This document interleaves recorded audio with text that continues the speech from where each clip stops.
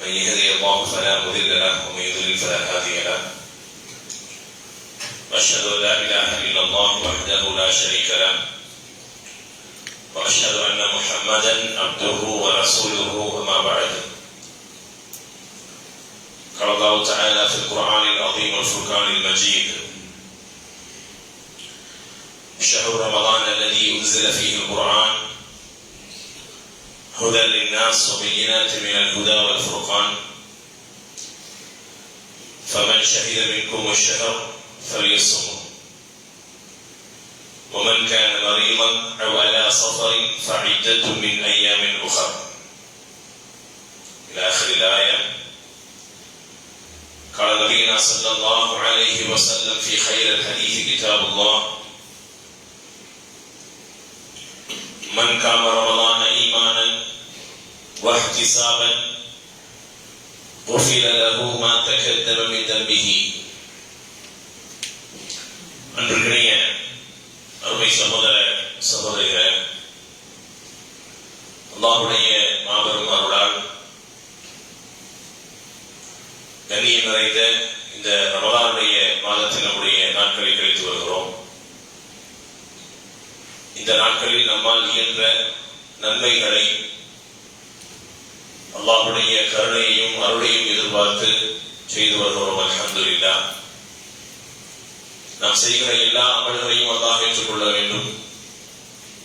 அதற்குண்டான நிரப்பமான கூலி அல்லாஹ் மறுமையில் வழங்க வேண்டும் என்ற பிரார்த்தனையோடு உரையை ஆரம்பிக்கின்றேன். அன்பார்ந்த இஸ்லாமிய உறவுகளை, ரமலானுடைய மாதத்தை பொறுத்தவரையில் இந்த மாதத்தை அடைகிற யாராக இருந்தாலும் சரி, இந்த மாதத்தினுடைய சிறப்பு இயல்புகளை தெரிந்துதான் என்ன செய்வோம், இந்த மாதத்தை அடைந்திருப்போம். உண்மை என்னவென்றால், நாம் இதுவரை கடந்து வந்திருக்கிற ரமலான் என்பது நம்முடைய வாழ்க்கையில் என்ன தாக்கங்களை அடிப்படையில் ஏற்படுத்தி இருக்கிறது என்ற கேள்வியை நமக்குள் நாமே கேட்டுக்கொள்ள கடமைப்பட்டிருக்கிறோம். அதேபோல் ஒவ்வொரு வருடத்தினுடைய ரமலானை கடக்கும் பொழுது என்ன மனநிலையில் கடக்கிறோம், அந்த மாதத்தில் ஏதேனும் ஒரு பக்குவத்தை அடைந்திருக்கிறோமா, அந்த மாதத்தின் மூலமாக நம்மை நாம் சரி செய்திருக்கிறோமா, நம்முடைய வாழ்க்கையில் ஏதாவது ஒரு மாற்றத்தை இந்த மாதம் ஏற்படுத்தி இருக்கிறதா என்ற கேள்விகளை எல்லாம் நமக்குள் கேட்க வேண்டும் என்பதுதான் இந்த மாதத்தினுடைய எதிர்பார்ப்பு. 2024 இதே மாதிரிதான் வந்துச்சு, 2023 இப்படித்தான் அப்படின்னு சொல்லி கணக்கு போடுகிற மக்கள் எதை கணக்காக வைக்கிறாங்கன்னு சொன்னா, அப்போ சூடு கொஞ்சம் அதிகமா இருந்துச்சு, இப்ப சூடு கொஞ்சம் கம்மியா இருக்குது, விலைவாசி கொஞ்சம் கம்மியா இருக்குது, இப்ப கொஞ்சம் விலைவாசி ஏறி இருக்குதுன்னு சொல்லி புறக்காரணிகளை மட்டும்தான் இந்த ரமலானின் மூலமாக எடுக்கிற செய்தியாக நாம் பார்க்க முடிகிறது. அப்படி அல்ல. ரமலான் என்பது அல்லாஹ் ரப்புல் ஆலமீன் ஒவ்வொரு மனிதனும் தன்னுடைய வாழ்க்கையில் செய்யக்கூடிய தவறுகளிலிருந்து தன்னை திருத்திக் கொள்வதற்குண்டான வாய்ப்பாக அல்லாஹ் நமக்கு வழங்கியிருக்கிறான் என்ற செய்தியை அடிப்படையில் நாம் நம்முடைய மனதில் பதிய வைக்க வேண்டும். எந்த மாதத்தினுடைய எந்த வருடத்தினுடைய ரமலானும் அவருடைய எக்ஸ்டென்ஷன் இருக்கு இல்லையா, போன வருஷத்துடைய ரமலான் எதை நம்மிடத்தில் மிச்சம் வைத்திருக்கிறது, கிட்டத்தட்ட 11 மாதங்கள் அந்த மாதத்தில் எதை செய்தோமோ அதை நாம் தொடர்ச்சியாக கொண்டு வந்திருக்கிறோமா என்ற கேள்விகளை நமக்குள் நாம் கேட்டுக்கொள்ள வேண்டும். வருடத்திற்கு ஒரு மாதம் மட்டும் நம்மை நாம் தூயவனாக நல்ல மனிதனாக திருந்தி வாழ்வதன் மூலமாக மட்டுமே எந்த மாற்றத்தையும் இந்த ரமலான் செய்யாது, நம்மிடத்தில் கொண்டு வந்து விடாது.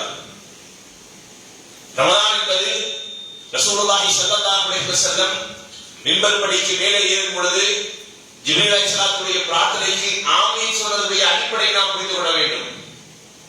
மன் அத்ரக ஷஹர் ரமலான் வலம் யுஃபர் லஹு. எவ்வளவு தெளிவான வார்த்தை இது! யார் ரமலானுடைய மாதத்தை அடைந்து அவருக்கு அந்த மாதத்தில் பாவ மன்னிப்பு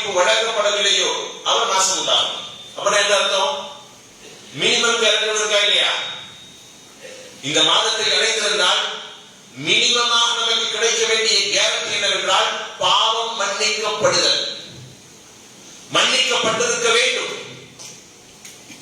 அது மன்னிக்கப்படவில்லை என்றால் இந்த மாதத்தை அடைந்தும் கடந்தும் எந்த பிரயோஜனமும் இல்லை. இது முதலாவதாக உங்களுக்கும் எனக்கும் நாம் சேர்த்து சொல்கிற வசியத். அடுத்ததாக, இந்த மாதம் நம்முடைய உள்ளத்தில் பெரிய அளவில் தாக்கம் செய்ய வேண்டும் என்றால் நம்மிடத்தில் இருக்க வேண்டிய மிக முக்கியமான பண்பு, இந்த மாதத்தினுடைய சிறப்பை கண்ணியத்தை புரிந்தாலே ஒழிய அது நடக்காது. இந்த மாதத்துடைய சிறப்பாக நாம் எதை புரிந்து வைத்திருக்கிறோம்? இன்னும் நோம்பு மாசம் தான் நோம்பு வைப்போம், இஃப்தாருக்கு கஞ்சி கிடைக்கும், ஈதுக்கு புதுத்துணி வாங்குவோம், இப்படி சாதாரணமாக கிடக்கிறோமே, அப்படி அல்ல. இந்த மாதத்துடைய புனிதம் என்று, கண்ணியம் என்று, சிறப்பு என்று எதை குர்ஆன் சொல்லுகிறது என்றால், நாம் புரிந்திருக்கிற புரிதல்களை தாண்டி இந்த மாதத்துடைய சிறப்பு என்ன? சஹர்ல இருந்து இஃப்தார் வரைக்கும் வசித்திருப்பது. அதே போன்று நம்மை நாம் நல்லவனாக திருந்தி வாழ்வது, இரவு தொழுகைகளை தொழுவது, ஃபித்ர் ஸதகாக்களை தர்மங்களை கொடுப்பது, இஹ்திகாஃப் இருப்பது, இதெல்லாம் இந்த மாதத்தோடு நாம் சேர்ந்து செய்கிற இபாதத்துகளில் உள்ளது. இதையெல்லாம் செய்தால் மட்டுமே இந்த மாதத்தை கண்ணியப்படுத்தி விட முடியுமா என்று கேட்டால் முடியாது. அதை தாண்டி இந்த மாதத்தினுடைய யதார்த்தமான சிறப்பு என்ன என்பதை புரிந்தாலே ஒழிய அது நடக்காது. இந்த மாதத்துடைய சிறப்பு என்ன? ஷஹ்ரு ரமலான் அல்லதி உன்ஸில ஃபீஹில் குர்ஆன். இந்த மாதத்துடைய சிறப்பே குர்ஆன் தான். இந்த மாதத்துடைய சிறப்பே குர்ஆன் தான். அதுக்கு பிறகு அடுத்தடுத்தது. அப்பனா நோன்புக்கு தந்திருக்கிற முக்கியத்துவத்தை, சஹரிக்காருக்கு தந்திருக்கிற முக்கியத்துவத்தை, லைலத்துல் கத்ருக்கு தந்திருக்கிற முக்கியத்துவத்தை, இஹ்திகாஃபுக்கு தந்திருக்கிற முக்கியத்துவத்தை ரமலானுடைய மாதத்தில் குர்ஆனுக்கு நாம் கொடுத்திருக்கிறோமா? நம்ம என்ன நினைக்கிறோம்னா ரமலான் நோன்பும் ஒன்றாக சேர்த்து வந்திருக்கு நினைக்கிறோம். அப்படி இல்லை, அப்படி இல்லை. நபிகள் நாயகம் ஸல்லல்லாஹு அலைஹி வஸல்லத்திற்கும் இந்த மாதத்துடைய பெயருக்கும் எந்த சம்பந்தமும் கிடையாது. அரபுகளுக்கு மத்தியில் பாரம்பரியமாகவே 12 மாதங்களில் ஒரு மாதம் ரமலான். புரியுதா இல்லையா? அப்ப நோன்பு கடமையாக்கப்பட்டது எப்போ? ஹிஜ்ரி 2ல. அதற்கு முன்பாக இந்த மாதத்துடைய கண்ணியம் குர்ஆனின் மூலமாக மட்டும்தான். எப்பொழுது இந்த மாதத்தில் குர்ஆன் இறக்கி வரப்பட்டதோ அப்பொழுதிருந்தே இந்த மாதத்திற்கு சிறப்பு நிகழ்வுகள் வந்துவிடுகிறது. புரியுதா இல்லையா? ரசூலுல்லாஹி ஸல்லல்லாஹு அலைஹி வஸல்லத்திற்கு எப்பொழுது வஹி இறங்கியதோ அப்பொழுதிருந்து இந்த மாதத்தினுடைய சிறப்பு சுமக்க ஆரம்பித்து விட்டது. நோன்பு ரசூல் ஸல்லல்லாஹு அலைஹி வஸல்லத்திற்கு வஹி வந்து கிட்டத்தட்ட 15 வருடங்களுக்கு பிறகுதான் நோன்பே கடமையாக்கப்படுகிறது. 15 வருடங்களாகவே ரசூலுல்லாஹி ஸல்லல்லாஹு அலைஹி வஸல்லம் இந்த மாதத்திற்கு உண்டான சிறப்புகளை அந்த சமூகத்திற்கு அடையாளப்படுத்திக் கொண்டுதான் இருந்தார்கள். அப்பொழுது சிறப்பு தான் செய்யுது. இந்த மாதத்துடைய சிறப்பு என்பது நோன்போடு நின்று விடாது. சொல்றமா இல்லையா? எனக்கு நினைவு தெரிந்தது ரமலான் மாசத்துல நோன்பு நான் விட்டதே இல்லை. சொல்லுவோமா இல்லையா? எனக்கு தெரிஞ்சு 10 வருஷம் ஆச்சு, 15 வருஷம் ஆச்சு, 20 வருஷம் ஆச்சு. காய்ச்சல் கூட நோன்பு விடல, டிராவல் கூட நோன்பு விடல, ரமலான் நான் நோன்பு விட்டதே இல்லை. ஏன்? அந்த மாதத்தினுடைய கண்ணியம் நோன்பு என்பதை புரிந்திருக்கிற காரணத்தினால இந்த வார்த்தை வெளிவருது. தப்பா? தப்பில்லை. ஆனால் உண்மையிலேயே இந்த மாதத்துடைய கண்ணியம் என்பது குர்ஆன் தான். அதான் குர்ஆன்ல சொல்றான், ஷஹ்ரு ரமலான், ஷஹ்ரு ரமலான் அல்லதி உன்ஸில ஃபீஹில் குர்ஆன். இந்த மாதத்தில் தான் குர்ஆன் இறக்கி அருளப்பட்டது. ஹுதல் லின்னாஸ் வ பையினாத்தின் மினல் ஹுதா வல் ஃபுர்கான். மக்களுக்கு நேர்வழி காட்டியாகவும் நன்மை தீமைகளை பிரித்தறிவிக்கக்கூடிய குர்ஆனை அல்லாஹ் இந்த மாதத்தில் தான் இறக்கி அருளியிருக்கிறார். ஃபமன் ஷஹித மின்கும் அஷ்-ஷஹர். உங்களில் யார் அந்த மாதத்தை அடைகிறீர்களோ ஃபல்யஸும், நோன்பு வச்சுங்க. அப்ப சிறப்பு என்பது குர்ஆனின் மூலமாகத்தான். அடிப்படையான சிறப்பு என்பது குர்ஆனின் மூலமாகத்தான். அப்ப நம்ம என்ன சொல்லியிருக்கிறோம்? நோன்பு வச்ச மாதிரியே என்னுடைய ரமலான் நான் குர்ஆனோடு புரண்டிருக்கிறேன், குர்ஆனோடு நெருக்கமாக இருந்திருக்கிறேன். அதனாலதான் இது நல்லா இருக்கு பாருங்க. இஸ்லாமிய வரலாற்றில் குர்ஆன் கடந்து வந்திருக்கிற பாதையை நீங்கள் எடுத்து பார்த்தால் எல்லா ஆன்மீக தலைவர்கள், எல்லா ஷேக்கள், எல்லா இமாம்கள், சஹாபாக்கள் இருந்து, தாபிஈன்கள் இருந்து, தபா தாபிஈன்கள் இருந்து, ஐமத்து ஸலஃப்கள் இருந்து எல்லோரையும் நீங்கள் எடுத்து பார்த்தால் அவர்கள் 365 நாள் தன்னுடைய வாழ்நாளில் ஏழைய 11 மாதங்களும் ஆன்மீக படிதத்தில் இருப்பாங்க. ஹதீஸ்களை தொகுப்பது, மாணவர்களுக்கு பாடம் எடுப்பது, குர்ஆனுக்கு விளக்கம் சொல்வது, இப்படி இதே பணிகளை தான் தொடர்ச்சியாக செய்வார்கள். நோன்பு வந்துருச்சுன்னா எல்லாத்தையும் மூடி வச்சிருவாங்க, எல்லாத்தையும் மூடி வச்சிருவாங்க. குர்ஆனின் பக்கம் விரைந்து விடுவார்கள். குர்ஆனை ஓதுவதுதான் நோன்பில் நாம் குர்ஆனை ரமலானை கண்ணியப்படுத்துவதுடைய உண்மையான சிறப்பு. யோசிக்க நாம் கடமைப்பட்டிருக்கிறோம். நமக்கும் குர்ஆனுக்கும் மத்தியில் இருக்கிற தொடர்பு என்ன தாக்கத்தையும் என்ன மாற்றத்தையும் இந்த குர்ஆன் நம்முடைய வாழ்க்கையில் ஏற்படுத்தி இருக்கிறது. எப்படி நமக்கு ஒரு சிறப்பு இயல்பு இருக்குமோ, நம்ம பொதுமக்களுக்கு மத்தியில் வாழும் பொழுது, சமூகத்திற்கு மத்தியில் இருக்கும் பொழுது நம்ம எவ்வளவு மரியாதையோடும் கண்ணியத்தோடும் நாம் நடந்து கொண்டாலும் சரி, நம்ம வீட்டுல நம்ம யாருங்கிறத நம்ம மனைவி தெரிஞ்சு, நம்ம பிள்ளைகளுக்கு தெரியும், என் அப்பா அம்மாவுக்கு தெரியும். நீங்க வெளியே போற எந்த விஷயத்தையும் வீட்டுக்குள்ள போட முடியாது. ஏன்? ரொம்ப சிம்பிளா சொல்லிடுவாங்க, என்னன்னு அதெல்லாம் வெளியே உங்களை பத்தி நல்லாவே உங்களுக்கு தெரியும், நிறைய பண்ணாதீங்க, வெளியே வேற பாருங்க, இங்க அப்படி செய்யக்கூடாது, செய்யக்கூடாது, இப்படி என்ன செய்யலாம், ரொம்ப சிம்பிளா சொல்லிடுவாங்க. ஏன்? ஒவ்வொரு மனிதனுக்கு உண்டான இயல்பு இருக்குமா இல்லையா? அதே போன்றுதான் குர்ஆனுக்கு ஒரு இயல்பு இருக்கிறது. அந்த இயல்பை நாம் டச் பண்ணி இருக்கிறோமா? குர்ஆனின் மூலமாக நம்முடைய வாழ்க்கையில் ஏதாவது ஒரு அடிப்படையில் மாற்றம் ஏற்பட்டிருக்கிறதா? யோசிக்கணுமா இல்லையா? இந்த குர்ஆன் கடந்து வந்த பாதையை இஸ்லாமிய சமூகம் கொஞ்சம் திரும்பி பார்த்திருந்தால் உண்மையிலேயே இந்த குர்ஆனுடைய ஆற்றல் என்ன என்பதை புரிந்திருக்க முடியும். குர்ஆனுடைய ஆற்றல் என்ன? ஒரு பெரும் சமூகத்தை கட்டமைப்பதனுடைய அடித்தளமாக குர்ஆன் இருக்கிறது. மாற்று கருத்து உண்டா? மாற்று கருத்து உண்டா? யாருக்கும் மாற்று கருத்து சொல்ல முடியாது. ஏன்? அன்றைக்கு பொலிட்டிக்கல் எத்திக்ஸாக, பொலிட்டிக்கல் சயின்ஸாக படிப்பதற்கு எதுவுமே இல்லை, எதுவும் இல்லை. கலீஃபா உமர் தன்னுடைய ஆட்சி காலத்தில் 13 ஆண்டு காலம் கலீஃபாவாக இருந்திருக்கிறார். அவர் இருந்த ஆட்சி காலத்தில் லட்சக்கணக்கான ஸ்கொயர் கிலோமீட்டர் இஸ்லாமிய ஆட்சிக்கு வந்திருக்காரு. எப்படி வந்துச்சு? எப்படி வந்துச்சு? ஒவ்வொரு நாடுகளையும் இஸ்லாமிய சாம்ராஜ்யமாக உருவெடுப்பதற்கு உமர் ரலியல்லாஹுவை கைட் பண்ணியது எது? தெரியுமா இல்லையா? நபிகள் நாயகம் ஸல்லல்லாஹு அலைஹி வஸல்லம் இஸ்லாமிய வளர்ச்சியாக நீங்கள் எடுத்துக்கொண்டால் மக்காவுடைய காலகட்டம் 13 ஆண்டு காலம் ரசூலுல்லாஹ்வுக்கு பெரிய சக்சஸ்ஃபுல்லாக ஹிஸ்டரி இல்ல. திரும்ப மதீனாவை கொஞ்சம் பாருங்க, 10 ஆண்டு காலத்தில் பெரும் வளர்ச்சி, டிராஸ்டிக்கான வளர்ச்சி. ரசூலுல்லாஹி ஸல்லல்லாஹு அலைஹி வஸல்லம் ஹஜ்ஜத்துல் வதாவில் வைத்து ஹஜ் செய்யும் பொழுது ஹஜ்ஜுக்காக வேண்டி தன்னுடைய தோழர்களை அழைத்திருக்கிற நேரத்தில் அன்றைக்கு 1.25 லட்சம் சஹாபாக்கள் இருந்தாங்க. மக்காவுக்குள்ள அன்றைக்கு 1.25 லட்சத்துடைய ஸ்ட்ரென்த் என்பது பெரிய ஸ்ட்ரென்த். நீங்க அந்த ஸ்டாட்டிஸ்டிக்ஸ் எடுத்து பார்த்தீங்கன்னா ரசூல் ஸல்லல்லாஹு அலைஹி வஸல்லமுடைய காலத்தில் இஸ்லாமிய மார்க்கம் பரவிய அந்த ஸ்டாட்டிஸ்டிக்ஸை இதுவரைக்கும் செய்ய முடியாது, யாரும் பின் பண்ண முடியாது. ஏன்? நபிகள் நாயகம் ஸல்லல்லாஹு அலைஹி வஸல்லம் வெள்ளந்தியாகவே சொன்னார்கள், வெளிப்படையாகவே சொன்னார்கள். என்னன்னு? ஹஜ்ஜத்துல் வதாவில் வைத்து போங்க, உங்களுடைய மார்க்கத்தை என்ன செய்ய ரொம்ப பல்லிகு அன்னி வலவ் ஆயா, என்னை பற்றி தெரிந்த செய்திகளை வெளியே சொல்ல ஆரம்பிங்கன்னு சொன்ன உடனே லட்சக்கணக்கான சஹாபாக்கள் தன் குதிரை எந்த திசையை நோக்கி திரும்பி இருந்ததோ அந்த திசையை நோக்கி பயணித்தார்கள். மார்க்க பிரச்சாரத்துக்காக, மார்க்க பிரச்சாரத்துக்காக.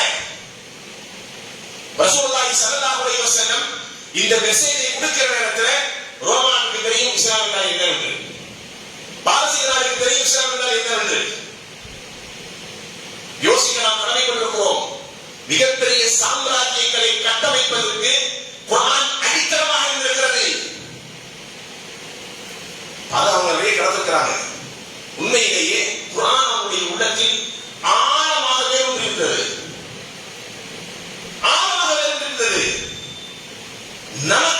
சிறப்பு என்று தெரியல, குர்ஆனுடைய இதாக்கும் தெரியல.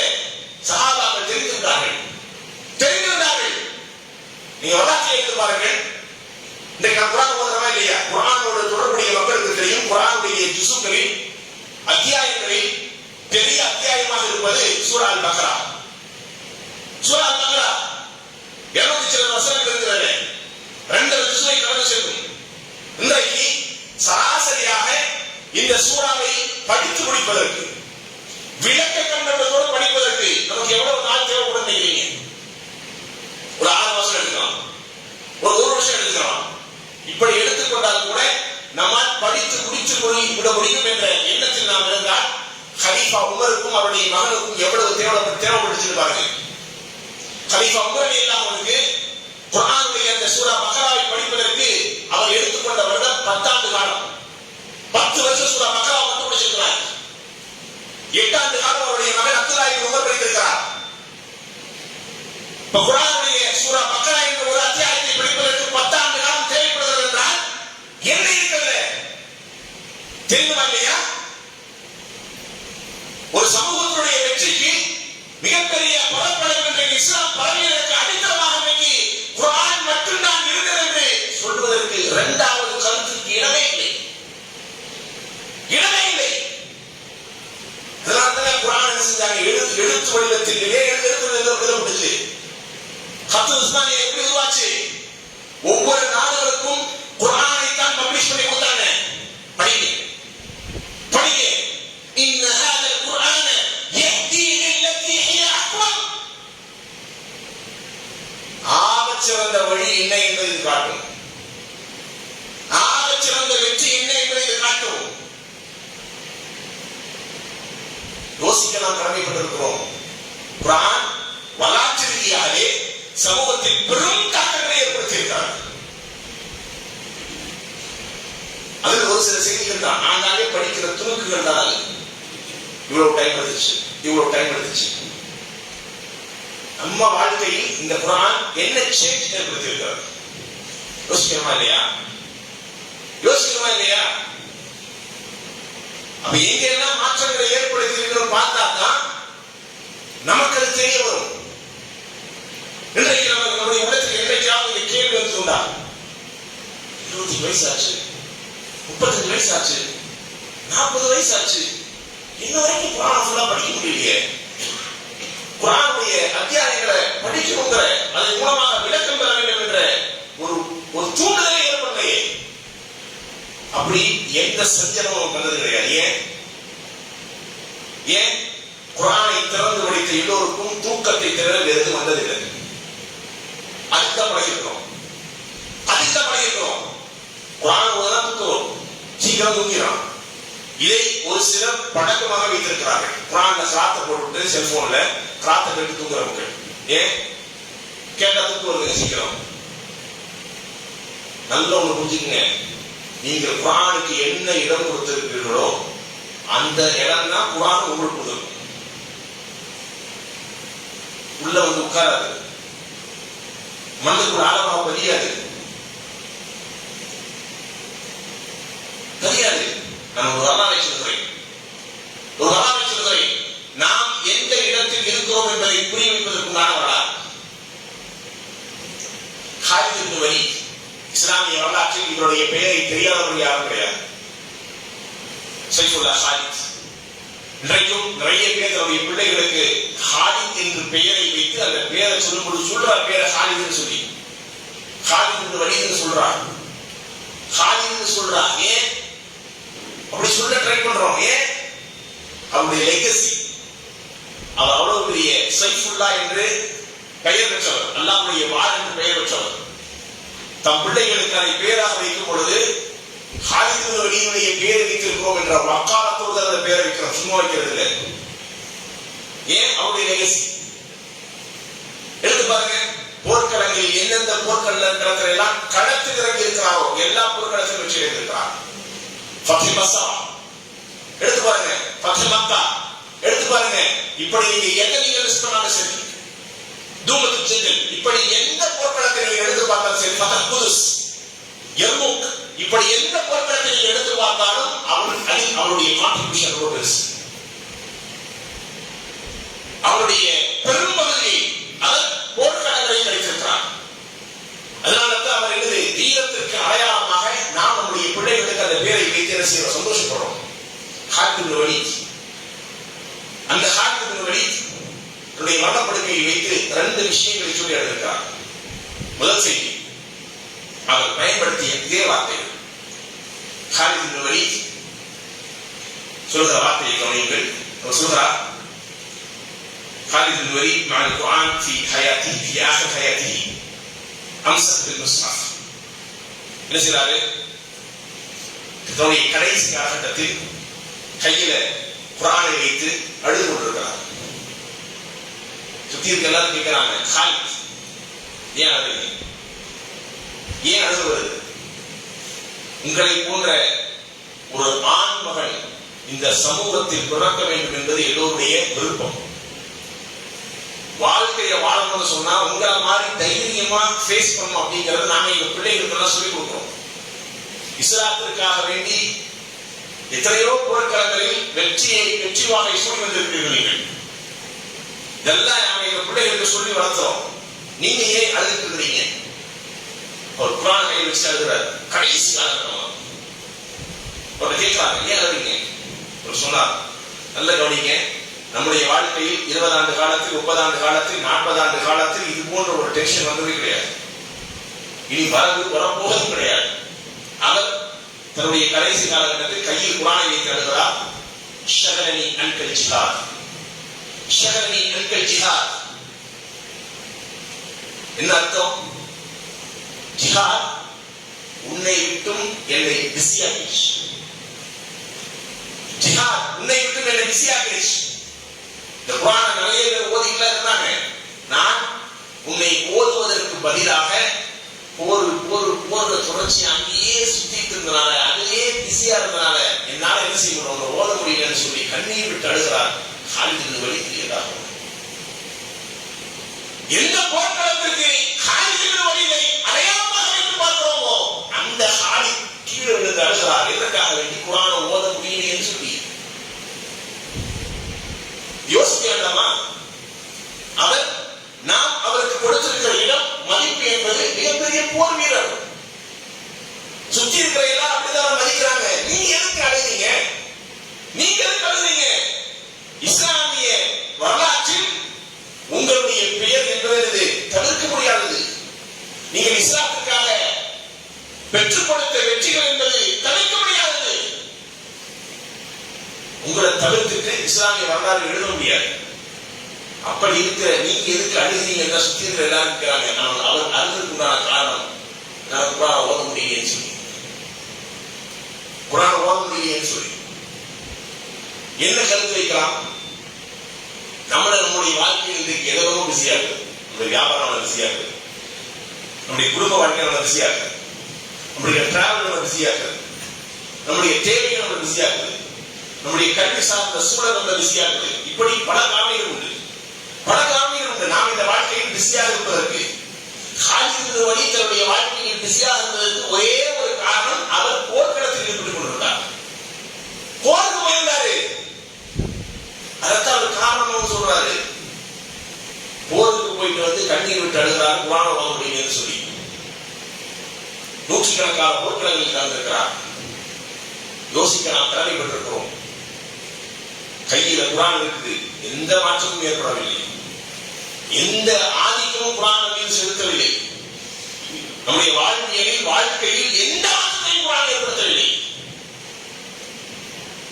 எவ்வளவு பெரிய கைசிறம் தெரியுமா இது? எவ்வளவு பெரிய படையினம் தெரியுமா இது? எடுத்து பாருங்க வரலாற்றுடைய நிகழ்வுகளை எல்லாம்.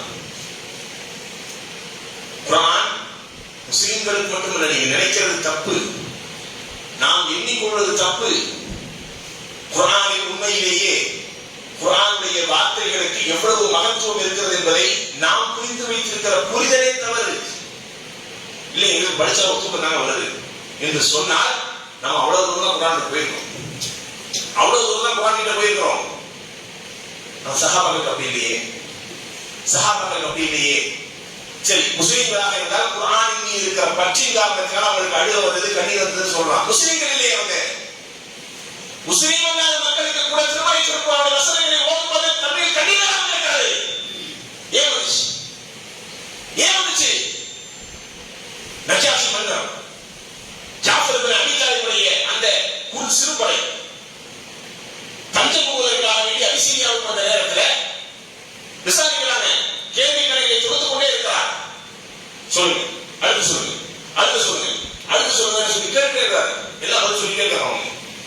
அப்ப அவங்க மீது வருகிற குற்றச்சாட்டு, உங்களை ஏன் அவங்க கேட்கிறாங்க தெரியுமா? குறைஷிகள் நீங்கள் என்ன சொல்லிருக்காங்க தெரியுமா?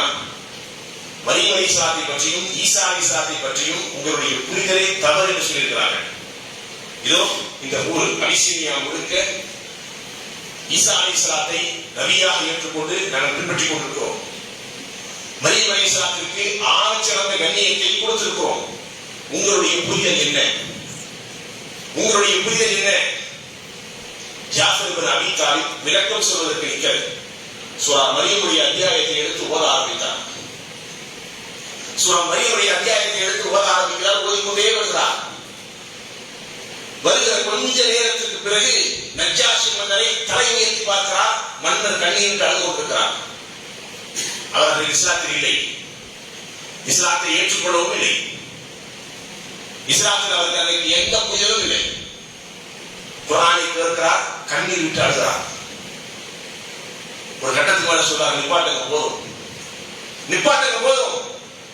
நீங்கள் ஈசா அலைஹிஸ்ஸலாத்தை பற்றியும் மரியம் அலைஹிஸ்ஸலாத்தை பற்றியும் உங்களுடைய வேத புத்தகத்தில் வந்திருக்கிற செய்தியும் எங்களுக்கு நபி எதை வேதமாக கற்றுக் கொடுத்தாரோ அதுவும் ஒன்றுதான்.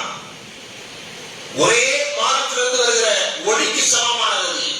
அது எந்த மாறுபாடும் கிடையாது. நீங்கள் எவ்வளவு காலம் வேண்டுமானால் நீங்கள் தங்கிக் கொள்ளலாம், உங்களுக்கு எந்த அச்சுறுத்தலும் கிடையாது என்று வார்த்தையை சொல்லி முடித்தார். பின்னால் ஒரு இஸ்லாத்தை ஏற்றுக்கொண்டார். பின்னால் இஸ்லாத்தை ஏற்றுக்கிறார். அதுதான் ரசூலுல்லாஹி ஸல்லல்லாஹு அலைஹி வஸல்லம் செஞ்சாங்க. மக்காவில் மதீனாவில் என்ன செஞ்சாங்க? அவருக்கு மக்காவில் வந்து தொட வச்சாங்க. நஜாஷி இறந்துட்டாரா, அவங்க யாரை தொட வைக்கணும்னு சொல்லி ராய் ஜனாசா அவங்க தொட வச்சாங்க ரசூலுல்லாஹி ஸல்லல்லாஹு அலைஹி வஸல்லம். யோசிக்க நாம் கடமைப்பட்டிருக்கிறோம். குர்ஆன் கடந்து வந்திருக்கிற பாதை என்பது நாம் புரிந்திருக்கிற புரியலுக்கு ஒத்தானது அல்ல. அது சஹாபாக்களுடைய உள்ளத்தில் பெரும் தாக்கங்களை ஏற்படுத்தி இருக்கிறது. இஸ்லாத்தில் இருந்தும் சரி, இஸ்லாத்தில் இல்லாதவர்களுக்கும் சரி, எல்லாருக்கும் சரி. சுருக்கமாக எடுத்துக்கொண்டால் நம்ம உள்ளத்தில் மட்டும்தான் எந்த தாக்கத்தையும் ஏற்படுத்துகிறது. பாக்கி எல்லாருடைய உள்ளத்திலும் பெரிய தாக்கம் ஏற்படுத்தி இருக்கு, பெரிய தாக்கம் ஏற்படுத்தி இருக்கிறது. எந்த பாரபட்சமும் கிடையாது. நான் சொல்லுகிறேன், இந்த வசனத்தை படித்து பார்த்தால் நமக்கு சாதாரண வசனம். இன்ன அஸாப ரப்பிக லவாக்கிஅ. இப்படி ஒரு வசனம். வசனத்துடைய அர்த்தம் என்ன? இன்ன அஸாப ரப்பிக லவாக்கிஅ. உங்களுடைய இரட்சகனுடைய வேதனை என்பது கண்டிப்பாக வந்தே தீரும். கண்டிப்பாக அல்லாஹ்வுடைய சோதனைகளையும் வேதனைகளையும் நீங்கள் அனுபவிக்கத்தான் போகிறீர்கள். இப்படி ஒரு வசனம். இதை எந்த அளவுக்கு அச்சுறுத்தலாம் நம்மளால பார்க்க முடியும். இது நம்முடைய வாழ்க்கையில் என்ன சேஞ்ச் ஏற்படுத்த முடியும்? யாரும் கேட்டது ஒன்றும் பண்ணலை, ஒன்றும் பண்ணலை. கலீஃபா உமருடைய வாழ்க்கையில் இந்த ஆயத்தை ஏற்படுத்தி தாக்கம் தெரியுமா? கிட்டத்தட்ட 40 உடம்பு சரியில்லாமல் இருக்கிறார்.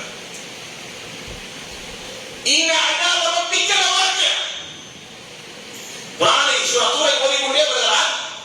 வருகிற இடத்தில் இந்த வசனம் வந்த உடனே அங்கே நிற்கிறார். அங்கே நிற்கிறார். இன்ன அஸாப ரப்பிக லவாக்கிஅ. அல்லாஹ்வுடைய வேதனை என்பது திட்டமாக நமக்கு வரத்தான் போகிறது. அது எந்த மாறுதலும் கிடையாது. இந்த ஒரு வார்த்தை கிட்டத்தட்ட 30 to 40 நாள் வரை வீட்டிலிருந்து வெளியே வரல. உடம்பு சரியில்லை, முடியல. அதற்கு அவர் சொல்லுகிற காரணம் தான்.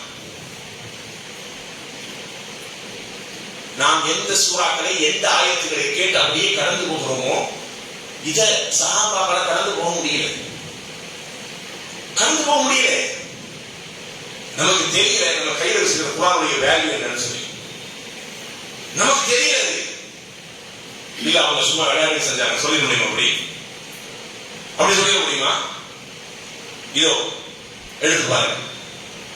فمن الله علينا فوقعنا عذاب السموم ஆயிஷா ரலியல்லாஹு அன்ஹா இந்த வசனத்தை ஓதுறாங்க. ஃபமன்னா அல்லாஹ் அலைனா வவகான அதாப ஸமூம் சூரா தூருடைய 27வது வசனம். இந்த வசனத்தை ஓதி ஒரு நாள் இரவு முழுக்க ஆயிஷா ரலியல்லாஹு அன்ஹா அவர்கள் இந்த வசனத்தை மட்டுமே திரும்ப திரும்ப திரும்ப திரும்ப ஓதிக்கொண்டு தொழுது அல்லாஹ்விடத்தில் கையேந்தி பிரார்த்தனை செய்து நகர முடியாமல் ஒரு இரவு முழுக்க ஒரே இடத்தில் கட்டி போடப்பட்டிருந்தார். என்ன வசனம் இது? ஃபமன்னா அலைனா ஃபமன்னா அலைனா, அல்லாஹ் நம்மை காப்பாற்றினான். வவகான அதாப ஸமூம், கடுமையான வேதனை இருக்கிற நோய் இருக்கிற வேதனையிலிருந்து அல்லாஹ் நம்மை பாதுகாத்தான். நரக நெருப்பிலிருந்து அல்லாஹ் நம்மை பாதுகாத்தான். நம்மை பாதுகாத்ததை அல்லாஹ் இந்த வார்த்தையை சொல்லுகிற நேரத்தில் நம்மை அல்லாஹ் பாதுகாத்தானே என்ற அந்த உணர்வு கிட்டத்தட்ட ஒரு இரவு முழுக்க எங்கேயும் நகர விடாமல் இதே வசனத்தை திரும்ப திரும்ப திரும்ப திரும்ப ஓதி அந்த இடத்திலிருந்து கடக்க முடியாமல் அங்கேயே சிக்கிக் கொண்டார்.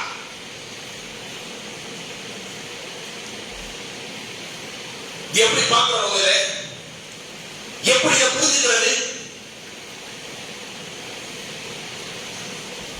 இல்ல அவங்க ரொம்ப ஓவர் ரியாக்ட் பண்ணான்னு சொல்ல போறீங்களா? நம்முடைய உள்ளத்தில் தாக்கம் ஏற்படாமல் இருப்பதற்கு அவருடைய உள்ளத்தில் தாக்கம் ஏற்படுத்தியது ரெண்டு வகை பிளான் தான். எந்த மாதமும் கிடையாது. இந்த குர்ஆனை பற்றி புரிந்திருந்த புரிதல் என்பது வேறு, நாம் அதை புரிந்திருக்கிற புரிதல் வேறு. ஒரு உதாரணம் சொல்கிறேன். ரோம நாட்டுக்கு எதிராக பெரும் சண்டை ஒன்று நடக்கிறது. அதாவது ரோமர்கள் முஸ்லிம்களை போன்ற ஒரு படையை இதுவரைக்கும் வரலாறு பார்த்ததே இல்லை. இதுவரைக்கும் வரலாறு பார்த்தது. ஏன்னா ஒரு பெரும் சாம்ராஜ்யம், இந்த சாம்ராஜ்யத்தை தவிடுபடியாக்கியது இஸ்லாமிய படை. ரசூலுல்லாஹி காலத்தில் திரும்ப திரும்ப திரும்ப திரும்ப அவர்கள் பல்வேறு கட்டங்களாக அடி வாங்கிட்டு இருக்கிறாங்க. உமர் ரலியல்லாஹுடைய காலத்தில் ஒரு கட்டத்தில் அவர்களால் என்ன செய்ய தாக்கு பிடிக்க முடியல. தாக்கு பிடிக்க முடியாமல் ஒரு பெரும் கொண்ட ஒரு கூட்டம், ஒரு குழு அருகாமையில் இருக்கிற சீன தேசம் வரைக்கும் போய் தஞ்சம் போடுறாங்க. அங்க போய் தஞ்சம் போடுறாங்க. அவங்க கேட்கிறாங்க, நம்ம தனிக்கிறோம், நீங்க யார்? ரோம படையினாங்க. ரோம படையா நம்ம இடத்துல? ஆமா. அவ்வளவு பெரிய சாம்ராஜ்யத்துடைய முதல்வர் நீங்க? ஆமா. நாங்க தான் கொஞ்சம் இருக்க இடம் நிற்கிறோம், தங்கிங்க. மெதுவா சீன மன்னர்களோட பேச ஆரம்பிக்கிறாங்க.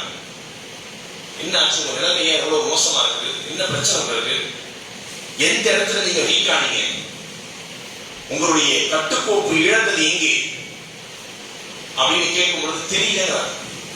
தெரியல. யாருக்கு இப்படி தோணுகிறீங்க? நீங்க தொடர்ச்சியா யார் வந்து போறீங்க? இவ்வளவு பெரிய ரோமப்படையை எதிர்த்து சண்டையிடக்கூடியவர்கள் யார்?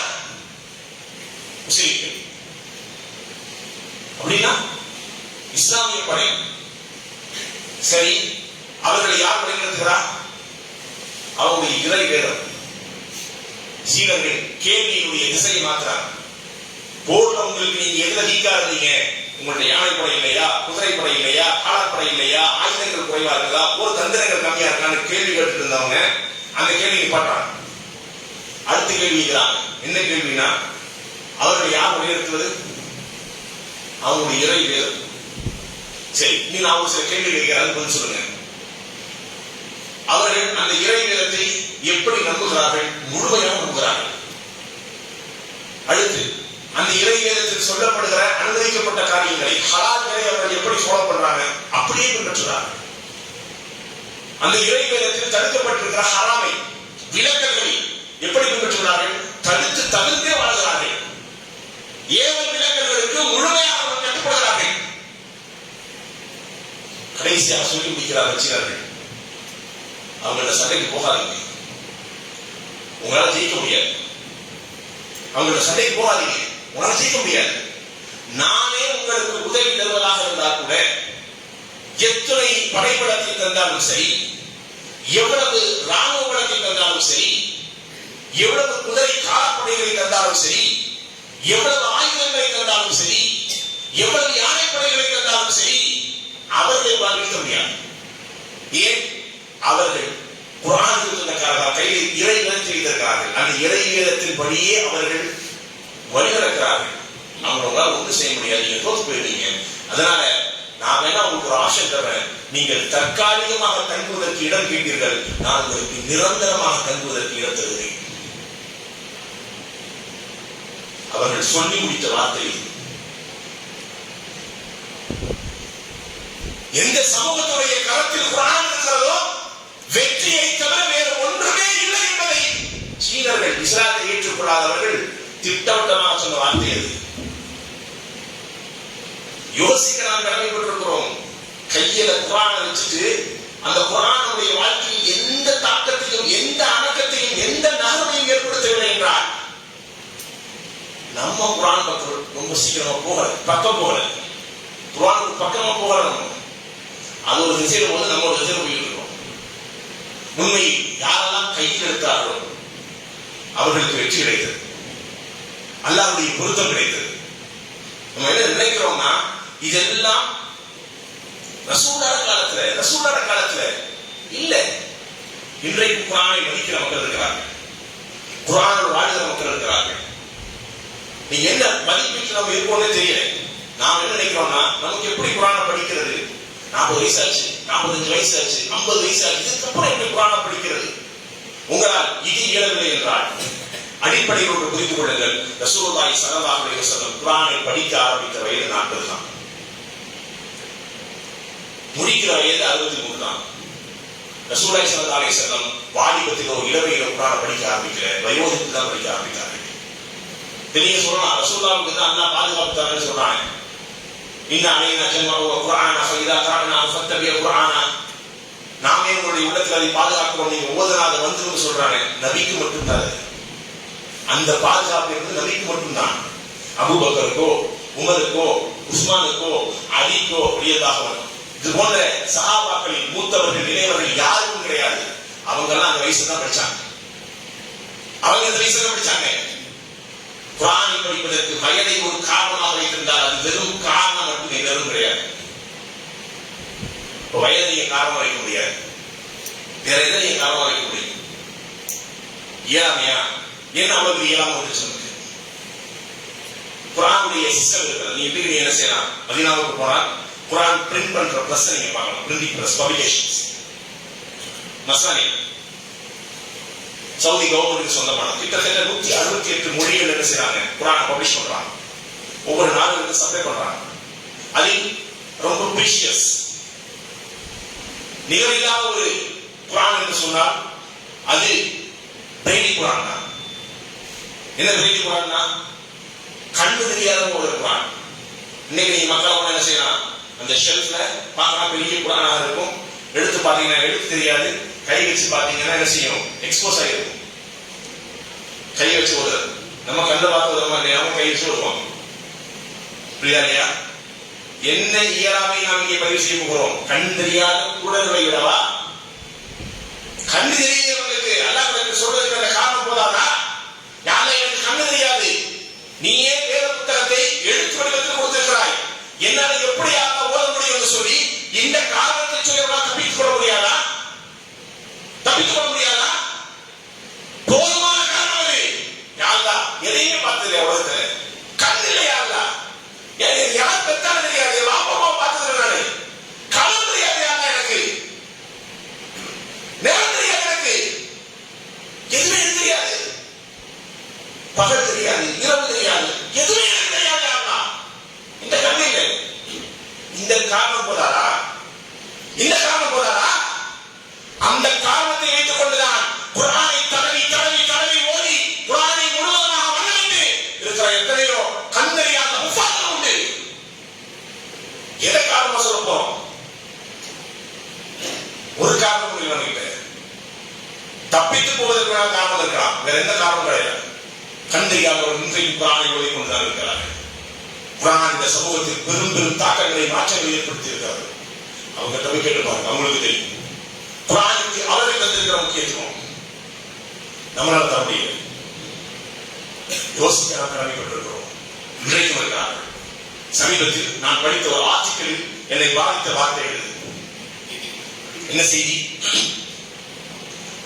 ஷேக் சாலிஹ் அல் ஹுமைத் இன்றைக்கு ஹரமுடைய இமாமாக இருக்கிறார். அவரிடத்துல ஒரு பெண் கேள்வி கேட்கிறார், ஒரு மகன் கேள்வி கேட்கிறார் தன் தாயை பற்றி. மகனுடைய கேள்வி என்னன்னா, ஷேக் என்னுடைய டவுட் ஒன்று இருக்கிறது, நீங்க இடம் கொடுங்க. என்னப்பா உன் டவுட்? கேள்வி போன்ல வரக்கூடிய கேள்வி, டெலிகாலிங். இன்றைக்கும் அந்த வீடியோஸ் இருக்குது யூடியூப்ல. நீங்க என்ன செய்யலாம், இன்றைக்கும் அந்த சிஸ்டம் இருக்கிறது. அங்க இருக்கிற மஷாயிக்மார்கள் என்ன செய்யலாம், கேள்விகளை போன் மூலமாக கேட்டு பதில் பெற்றுக் கொள்ளலாம். நம்ம அப்படிதான் கேள்வி கேட்கிறான், ஷேக் இது சரியா கிடையாது, நீங்க அம்மா செய்யறது சரியா தப்பான்னு சொல்லுங்க. என்னப்பா அம்மா செய்யறாங்க? தினந்தோறும் தஹஜ்ஜுடைய தொழுகையில என் தாய் சூரா பக்ராவை முழுவதுமாக ஓதி முடிக்கிறார்.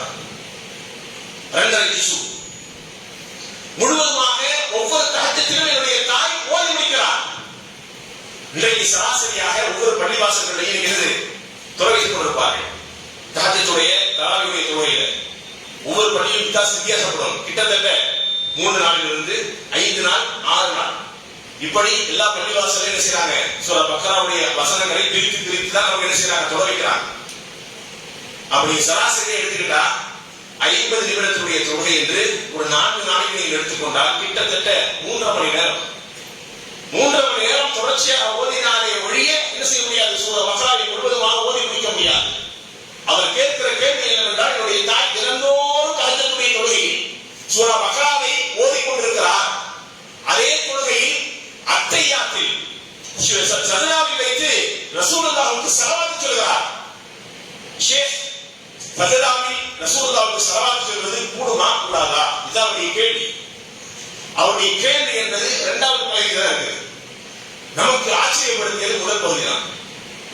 ஒரு தாய் எப்படி தினந்தோறும் தஹஜ்ஜுடைய தொழுகையில் சூரா பக்ராவை முழுவதுமாக ஓத முடியும்? 2வது கேள்விக்கு அவர் சொல்கிறார், மஷா அல்லாஹ் பாரக்கல்லாஹு ஃபீக்கும், அல்லாஹ் உங்களுக்கு அருள் செய்யட்டும், ஒரு தாய்க்கு அல்லாஹ் அருள் செய்யட்டும் சொல்லிட்டு சொல்றாங்க. குர்ஆனை ஓதுவது அல்ஹம்துலில்லாஹ். ஆனால் தஹஜ்ஜுத் சஜதாவுடைய நேரத்தில் அல்லாஹ்விடத்தில் பாவ மன்னிப்பு கேட்க வேண்டிய நேரம் அது. அல்லாஹ்விடத்தில் பாவ மன்னிப்பு கேட்க வேண்டிய நேரம் அது. அல்லாஹ்விடத்தில் அருளை கேட்க வேண்டிய நேரம் அது. அல்லாஹ்விடத்தில் கண்ணியத்தையும் கருணையும் கேட்க வேண்டிய நேரம் அது. எனவே உடைய தாயிடத்தில் சொல்லுங்கள், அவங்க என்ன செய்யக்கூடாது, ஸலவாத் சொல்வதற்கு வேறு நேரத்தை அவர்கள் ஒதுக்கிக் கொள்ளட்டும். சஜதாவில் வைத்து அவர் அல்லாஹ்விடத்தில் பாவ மன்னிப்பு மட்டும் கேட்டால் போதுமானது அப்படி சொல்லுங்கள் சொல்லி பதிலை சொல்லி பிடிக்கலாம்.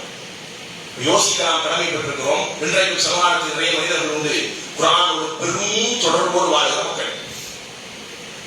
அப்புறம் என்ன செய்ய முடியாது, ரசூலுல்லாஹ் காலத்துல அப்படி இருந்தாங்க, இன்னைக்கு யார் அப்படி இல்லை சொல்ல முடியாது. இன்னைக்கு இருக்காங்க. யார் குர்ஆனுக்கு நெருக்கமாக வந்தார்களோ குர்ஆன் அவர்களுக்கு நெருக்கமாக வந்தது. யார் குர்ஆனை விட்டு தொலைவில் இருக்கிறார்களோ குர்ஆன் அவர்களை விட்டு தொலைவில் இருக்கிறது. இவ்வளவு அடிப்படையான விஷயம். ஏன் அல்லாஹ் குர்ஆன்ல சொல்றான்? எப்படி அல்லாஹ் சொல்றான்? ஏன் குர்ஆனுடைய வாழ்க்கையில் எந்த மாற்றத்தையும் ஏற்படுத்தவில்லை என்றால் அதற்கு உண்டான காரணம், அல்லதீன ஆதீனாஹுல் கிதாப் யத்லூனஹு ஹக்க திலாவத்திஹி. யாருக்கு நாம் குர்ஆனை கொடுத்தோமோ அவர்கள் குர்ஆனை ஓத வேண்டிய முறையில் ஓதினார்கள். நம்ம அந்த முறையில ஓத அவ்வளவு. அல்லாஹ் பாதுகாக்க வேண்டும். குர்ஆனை மூலமாக திருந்தி வாழுகிற நல்ல மக்களாக இந்த ரமலானில் அதிகம் குர்ஆனை பயன்படுத்துகிற, குர்ஆனோடு தொடர்பு வைத்திருக்கிற வாய்ப்பை அல்லாஹ் அனைவருக்கும் வழங்குவானாக. வாசத்தை வழங்கியிருக்கிறார் ரப்பில் ஆலமீன். அஸ்ஸலாமு அலைக்கும் வரஹ்மத்துல்லாஹி வபரகாத்துஹு.